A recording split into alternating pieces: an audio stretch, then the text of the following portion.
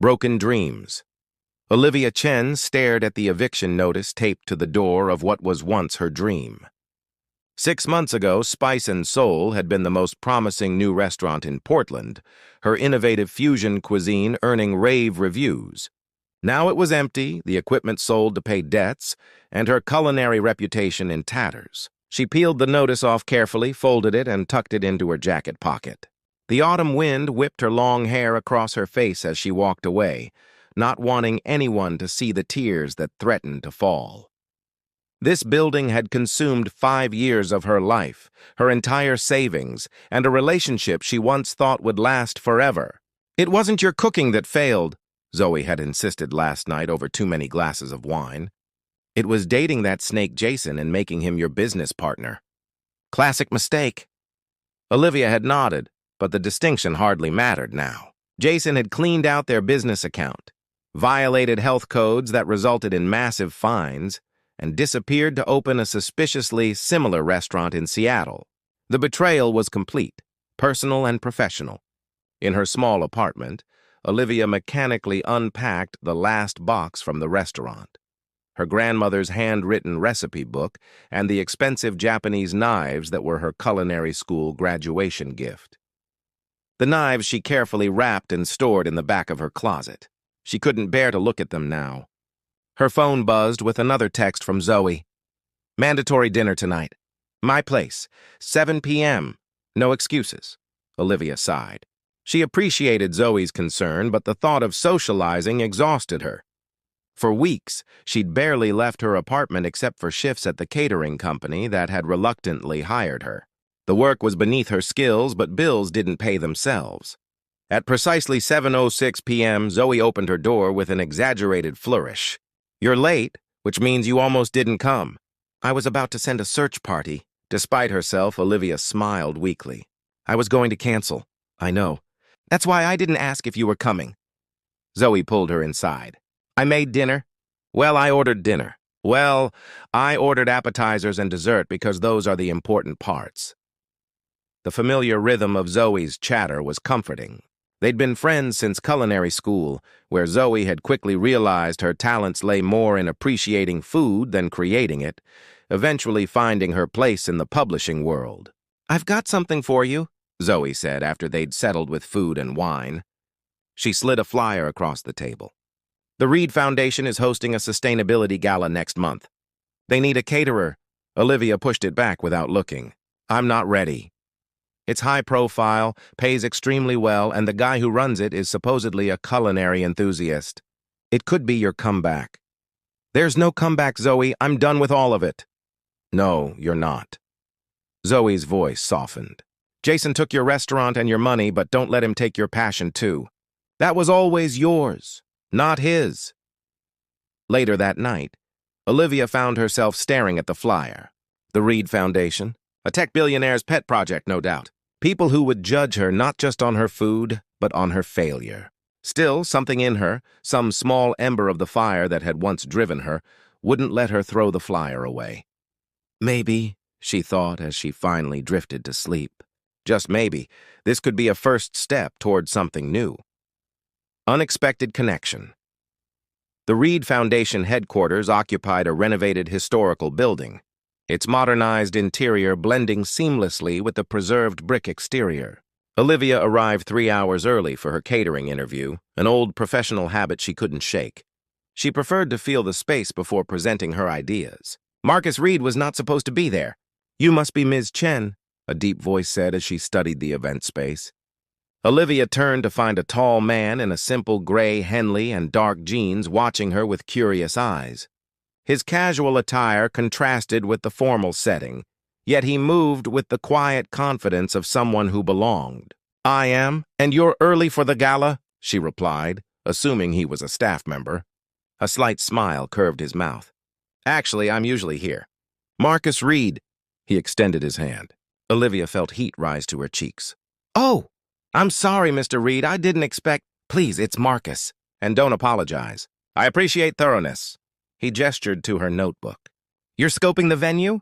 "Yes. I like to understand a space before planning a menu. Each location has its own personality. Marcus nodded thoughtfully. Most caterers just ask for our preferences and dietary restrictions. Food should complement the environment, Olivia said, her passion momentarily overriding her nervousness. Your foundation focuses on sustainable technology and environmental innovation.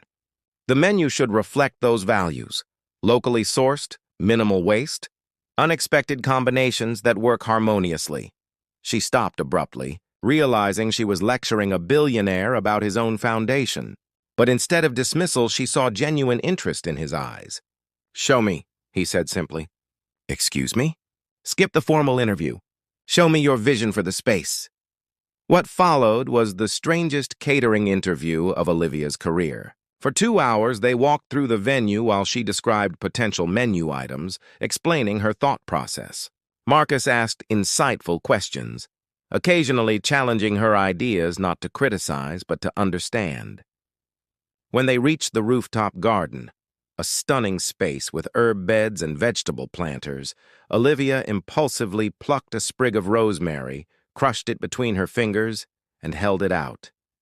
"Close your eyes and breathe in," she instructed, momentarily forgetting who she was speaking to. To her surprise, Marcus complied without hesitation, leaning closer. Something shifted in his expression as he inhaled, a softening around his eyes. "This is what innovation smells like," she said quietly. "Something ancient made new through transformation. That's what your foundation does with technology, isn't it? Takes established principles and reimagines them." When Marcus opened his eyes, he studied her with newfound intensity. "You understand more than just food, Ms. Chen." "Olivia?" she corrected. "And food is never just food. It's connection." A week later, Olivia received not only the catering contract, but a handwritten note.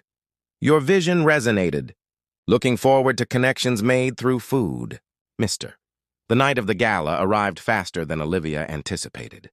With a small but skilled team, she transformed her menu from concept to reality, creating dishes that told the story of sustainable innovation.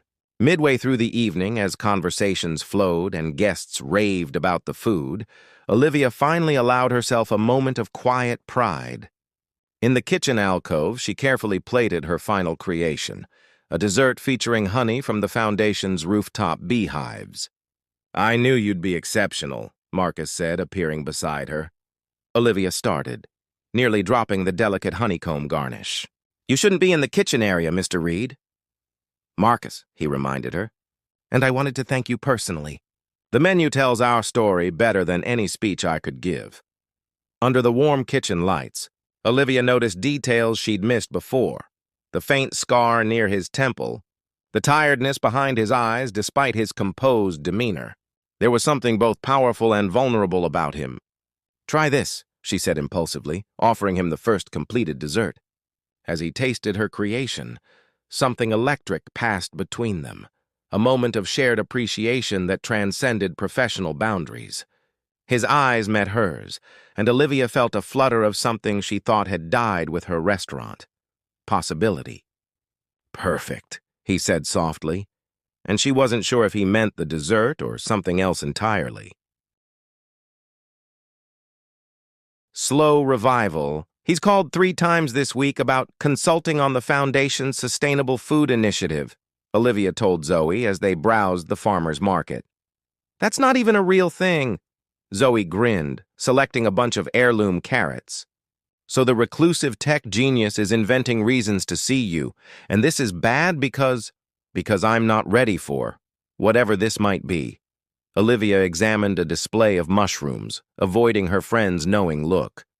"And he's not what you'd expect. He knows more about traditional farming practices than most chefs I know." "Fascinating," Zoe drawled. "His food knowledge is clearly what you find most interesting about him." The truth was more complicated. Since the gala 3 weeks ago, Marcus and Olivia had fallen into an unexpected rhythm. What began as professional consultation had evolved into long conversations about everything from soil composition to childhood memories. Marcus had revealed that his passion for sustainability stemmed from summers spent on his grandfather's struggling farm. Olivia had shared stories of learning to cook in her grandmother's tiny kitchen in Taiwan. Today would be their first non-work meeting, a cooking session in Marcus's home. He'd asked her to teach him to make dumplings, claiming it was research, for a foundation project supporting traditional food practices. Marcus's home surprised her. Instead of the cold, modernist mansion she'd expected, his Seattle lakeside house was warm and understated, with a kitchen that made Olivia's heart race. Not for its luxury, but for its thoughtful functionality. "You actually cook," she observed, noting the well-used knives and seasoned wok. "I live alone and I eat every day," he said with a small smile. It seemed like a useful skill. As she taught him to fold dumpling wrappers, their fingers occasionally brushed, sending tiny jolts through her system. Marcus was a focused student, his brow furrowing in concentration as he attempted to master the pleating technique. "My grandmother would say your soul is showing," Olivia commented as he carefully sealed another dumpling. "What does that mean?" "The way you make food reveals your character. You're methodical, patient. A perfectionist." "And what does your cooking say about you?" he asked, looking up at her. Olivia considered this as she deftly folded a perfect dumpling. "That I'm searching for balance. Traditional techniques with unexpected elements. Safety with risk." After they'd cooked and eaten together, Marcus showed her his rooftop garden, smaller than the foundations but more personal. As the evening sun cast golden light across the lake, Olivia found herself telling him about Jason, about the restaurant, about her fears of starting over. Marcus listened without interruption, his steady presence more comforting than any advice could have been. When she finally fell silent, he spoke quietly. "After my parents died, I nearly destroyed everything my father had built. I was angry, reckless. It took years to rebuild, not just the business, but myself." His hand found hers, a gentle touch that asked nothing. "Some failures aren't really endings. They're redirections." In the weeks that followed, something bloomed between them. Marcus began appearing at the small catering events Olivia worked, ostensibly to support the foundation's partners, but really to steal moments with her. She found herself creating new dishes inspired by their conversations, rediscovering her creativity. One evening, as they walked along the waterfront after an impromptu dinner, Marcus stopped suddenly. "I have a proposition," he said, uncharacteristically hesitant. "The foundation is converting part of our building into a community space. We need a cafe, something that showcases sustainable food practices." Olivia felt her heart quicken. "Are you offering me a job?" "I'm offering you a space, your own vision, your name, your menu. The foundation would be your landlord, nothing more." "Why would you do that?" Marcus looked out over the water. "Because when you talk about food, you come alive, and because..." He turned to her, vulnerability plain in his eyes. "Because I'm coming alive again too, with you." The kiss that followed was gentle at first, then deepened with months of growing feeling. As Olivia leaned into him, the broken pieces inside her didn't disappear, but somehow they began to form a new pattern, something unexpected and beautiful. Shadows from the past. The envelope arrived on a Tuesday, bearing the logo of Jason's new Seattle restaurant, Fusion. Olivia's hands trembled as she opened it, extracting a handwritten note and business proposal. "Liv," it began, using the nickname she once loved, "I've been following your work with the Reed Foundation. Impressive connections. I made mistakes, but we were magic together in the kitchen. I'm expanding and need a partner who understands my vision. Equal partnership, your name on the door. Consider it reparation for past wrongs. Let's meet. Jay." Olivia sank into a chair, conflict churning inside her. 6 months ago, this offer would have seemed miraculous. Now, with Roots, her cafe in the Reed Foundation building, weeks away from opening, it felt like a ghost reaching from her past. She didn't mention the letter to Marcus that evening as they finalized the cafe's layout. Their relationship had deepened over the past 2 months, building slowly on a foundation of shared passions and gentle understanding. Each day, Olivia found herself falling more deeply for this complex man who could discuss billion-dollar technology initiatives one minute and debate the perfect dumpling folding technique the next. "You're distracted," Marcus observed, setting down the blueprints. In the soft lighting of his home office, his expression was open, concerned. "Second thoughts about the cafe?" "No," she said quickly, too quickly. "Just opening jitters." Marcus studied her face. His ability to read her had become both comforting and unsettling. "Olivia, whatever it is, you can tell me." The moment stretched between them, filled with unspoken fears. Finally, she reached into her bag and handed him Jason's letter. Marcus read it silently, his expression unchanged except for a slight tightening around his eyes. When he finished, he placed it carefully on the desk between them. "Are you considering it?" he asked, his voice carefully neutral. "I don't know," she admitted. "It feels like a test I didn't study for." "It's not a test," Marcus said quietly. "It's your life, your career."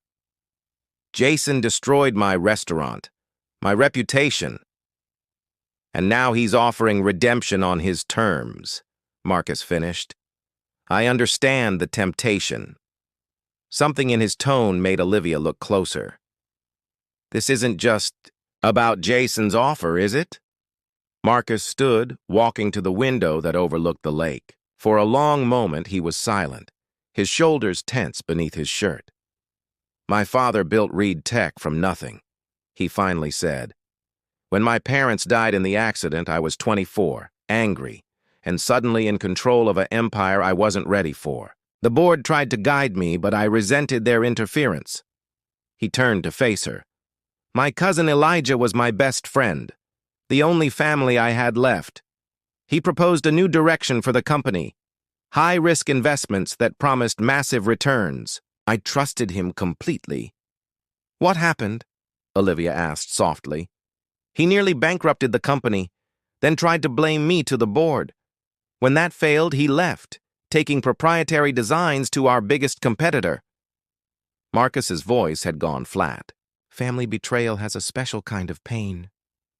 Olivia crossed to him, taking his hand. "Why are you telling me this now?" "Because Elijah contacted me last week. He started his own company and wants to make amends with a partnership." His fingers tightened around hers. "Some wounds don't heal, Olivia. They just stop bleeding." The weight of his confession hung between them. For the first time, Olivia felt the full depth of Marcus's isolation, the armor he'd built around his heart. "What will you do?" she asked. "I don't know yet, but I won't make your decision for you about Jason." He cupped her face gently. "Just remember that second chances and second mistakes often look remarkably similar at the beginning." The following week brought complications neither had anticipated. A profile of Marcus in a tech magazine mentioned his personal connection with chef Olivia Chen, complete with photos of them walking together. Suddenly, Olivia's social media was flooded with messages, some supportive, others accusing her of using Marcus for advancement. Then came the blog post from Jason expressing concern that the Reed Foundation was giving preferential treatment to Marcus's girlfriend while overlooking established chefs like himself. The insinuation was clear. Olivia had traded one male benefactor for another, wealthier one. The night before Root's soft opening, Olivia found herself alone in the nearly completed space, doubt consuming her. The clean lines, the carefully chosen local materials, the state-of-the-art sustainable kitchen, all of it represented not just a fresh start, but a declaration of who she wanted to be. Her phone buzzed with a message from Jason. "Offer stands. You're better than being a billionaire's pet project." As she stared at the screen, the cafe door opened. Marcus stood there, looking more uncertain than she had ever seen him. "I've been offered a partnership with Elijah," he said without preamble. "A chance to heal the rift in my family." "Are you going to take it?" Olivia asked, setting down her phone. I came to ask you the same about Jason. His eyes fell to her phone. We're both being offered our old lives back, in a way. Savoring life dawn broke over Seattle, painting the sky in watercolor hues of pink and gold as Olivia stood in Ruth's kitchen. In 3 hours, the cafe would open for its first official service. The moment felt sacred, full of possibility. The door chimed softly. Marcus entered carrying a small potted herb plant, rosemary like the sprig she had once offered him. For your new beginning, he said, placing it on the counter. I thought it fitting. You're early, she replied, heart quickening at the sight of him. After their conversation the previous night, they had parted without resolution, each needing space to make their own decisions.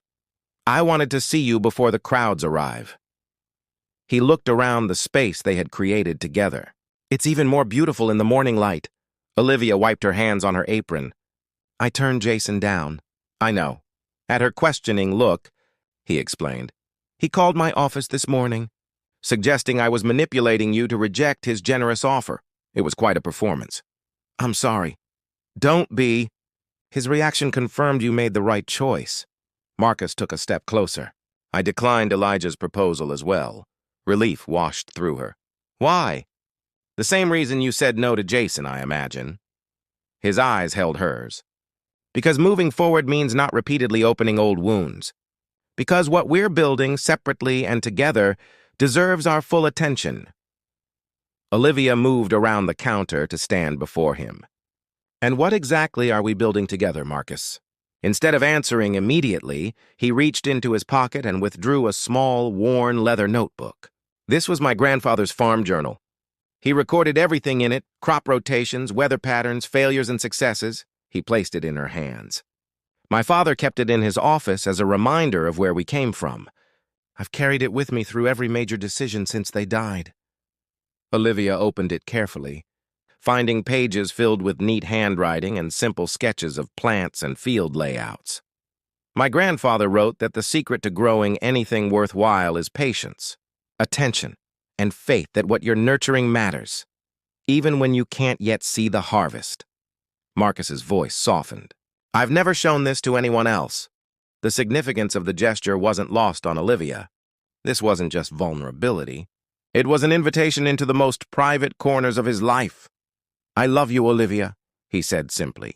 Not because you need saving or because I do, but because together, we're building something real. Something that honors where we've been while creating something entirely new. Tears pricked at her eyes as she closed the journal carefully. I love you too. The words felt both monumental and natural, like coming home to a place she'd never been before. Their kiss was a promise, not of perfection, but of partnership. When they finally separated, Olivia glanced at the clock. I have a restaurant to open. And I have meetings all afternoon, Marcus said with a smile. But I'll be at the corner table for dinner. Save me something special? Always. The day unfolded like a well-orchestrated symphony, challenging but harmonious. Routes filled with customers, conversations, and compliments. Olivia moved through her kitchen with renewed confidence, directing her small team with clarity born of hard-won experience. This success felt different from her previous restaurant, more grounded, more authentically hers. At precisely 7 o'clock, Marcus took his seat at the corner table, watching her work with undisguised admiration. Olivia sent out a dish that wasn't on the menu, a modern interpretation of the dumplings they had made together that first night in his kitchen, paired with elements that told the story of their journey. As evening faded into night and the last customers departed, Olivia joined Marcus at his table, exhausted but exhilarated. To new beginnings, he said, raising his glass. And to the past that shaped us, she added, clinking her glass against his.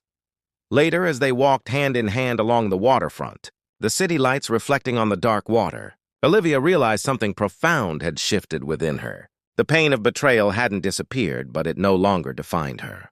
In its place was something stronger, a resilience built not just from surviving heartbreak, but from choosing to trust again.